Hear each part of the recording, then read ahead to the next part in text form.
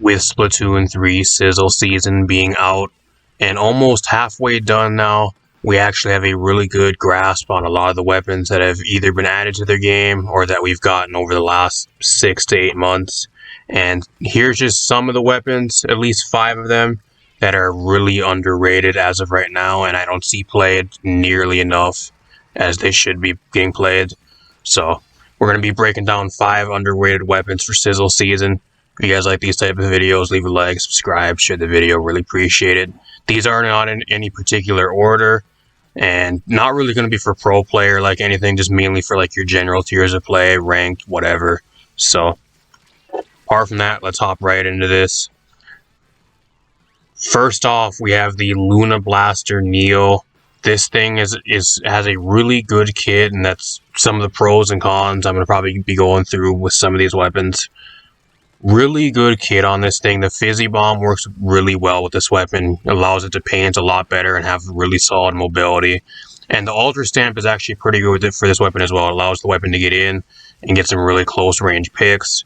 And even with the throw stance of it, you can also get some far away picks sometimes on like backline weapons. So the only really bad thing about this weapon that's really holding it back is I think it's just getting really outshadowed right now by the S-Blast 92, which is the newest blaster addition to the game for this season.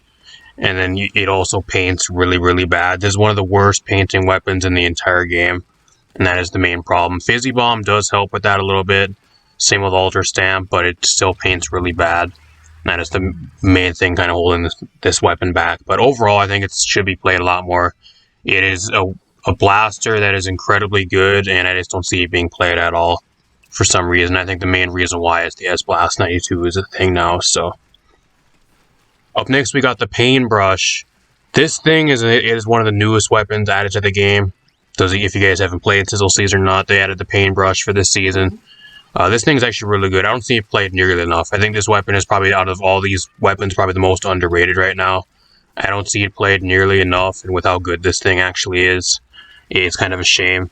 It has some of the best damage, especially like medium range, close to medium range damage in the game, especially out of the entire brush category.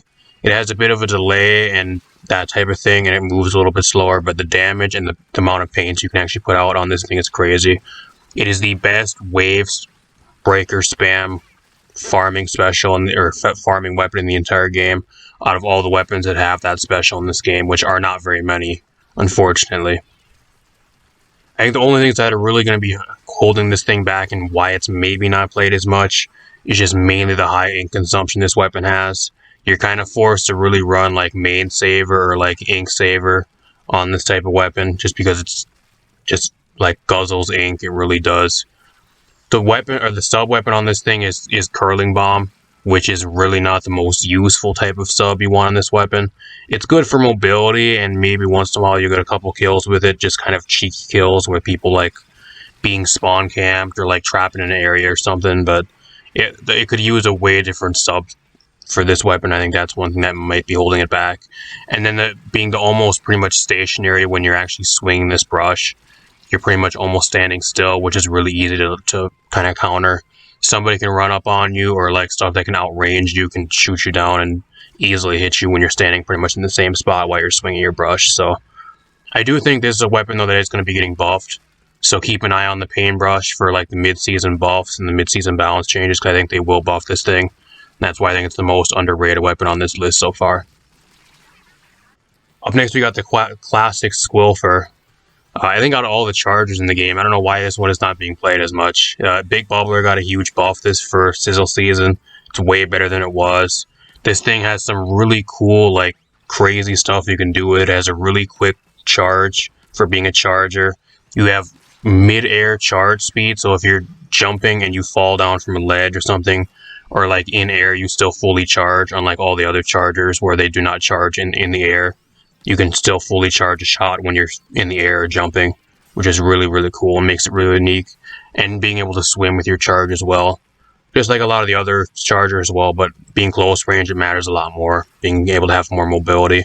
And it has a really solid kit. The point sensor is really good for pointing out stuff and keeping track of where people are, because you want to keep people at a certain range so they can't outrange you or get close to you. Makes it a lot easier for you to play. and that type of thing. So I think the only things like the cons that are kind of holding this weapon back is it kind of gets outranged by a lot of other weapons that are really good right now, and you can't really do much versus them unless you have like a big bubbler to get in and try to like hold down an area and that type of thing. And there's a lot of other like really good shooters and stuff that just move really fast right now that have really good mobility or just paint way better than you do, that are able to get close the distance and get really close to you and kind of dive on you and with mobility and that type of thing. So one of those weapons that you need really good accuracy with as well. I think if you don't have really good accuracy, like if you miss 1 or 2 shots at close range, you usually get killed by most things. So you gotta at least have decent accuracy to use this thing as well. But overall, really solid weapon right now. Not really seeing it played nearly enough, and I think it's really good so far. Up next, you got the L3 Nozzle Nose D. Now, this is a really weird shooter because I don't see this thing played at all. I think it's a really solid weapon, though. This thing has a really good kit with the Burst Bomb being one of the best subs in the entire game still. And then the Ultra Stamp, which isn't really one of the best specials in the game, but for this weapon, it works really, really good, similar to the Luna Blaster Neo. Just really good, and it also paints really well. I think the only reasons why you're not seeing this being played as much is it because it's just outshadowed by a lot of the other shooters or close range stuff right now, and there's really no reason to use it when there's just other weapons that farm the special a little bit better. And being that it's a semi-automatic type of weapon as well, meaning that each time you actually want to fire this weapon, you have to press the button individually, just not hold down the button like a lot of the other shooters in the game, makes it a lot worse for some people because they do not want to play that type of thing. So if you're a fan of semi-automatic type shooters, and with the L3 Nozzle Nose D, I think this is probably the best one in the game right now to all those similar type weapons. And I don't see it being played nearly enough. I do think it's a really solid weapon. It has a lot of stuff that can be explored with this thing. And then last but not least, we actually have the Tristring Bow. I don't know if you guys watch my tier list or anything, but I've been saying this thing is underrated for pretty much since it's been put into the game. I don't see this thing being played nearly enough. And there's a lot of really cool like gear builds and stuff you can actually run with this thing. It has really good damage, has a really good kit with Toxic Mist and Killer Whale, synergizes it really well. You can make a build around like Thermal Ink or something where you're able to see people behind walls and get some really crazy kills. You have a jumping stance where you can actually shoot vertically or horizontally. Normally, or just with jumping, you can shoot stuff over walls, even in like more of a horizontal type line. A lot of really cool tech you can do with this thing. I don't know. I just don't know why people aren't playing this Tristring. I think the only reason why the Tristring is not being played is because a lot of the other Splatlings and the Chargers, like the E-Liter 4Ks and that type of thing, are just way better on a lot of these maps in this game. I think if this game was Splatoon 2, I think, and if the Tristring was in that game, it would probably be like one of the best backline weapons, if not the best one in the entire game. I think just the way that these maps are laid out, you're wanting either a Splatling like the ballpoint or the heavy Splatlings right now, or like the E-Liter 4Ks on a lot of these maps because they just work a lot better. But I do think the Tristring will eventually rise up, and I don't know why this weapon isn't played enough. That's kind of why it's on this list. It has everything going for it. I think it's just kind of outshadowed, and hopefully it'll get something it needs here. Maybe it'll get buffed again or something, or an alternate kit down the line, but really great weapon. And there you have it, everybody. 5 underrated weapons for Sizzle season. If you guys like these types of videos, and if I did not explain anything, you guys want to leave some stuff in the comments down below, what you guys think as well. 100% opinion, let me know in the comments. Or if there's some weapons you guys think that should be on this list as well, let me know in the comments down below. Apart from that, I'm going to get out of here. Leave a like, subscribe, share the video, and I'll see you guys in a future one. Peace out.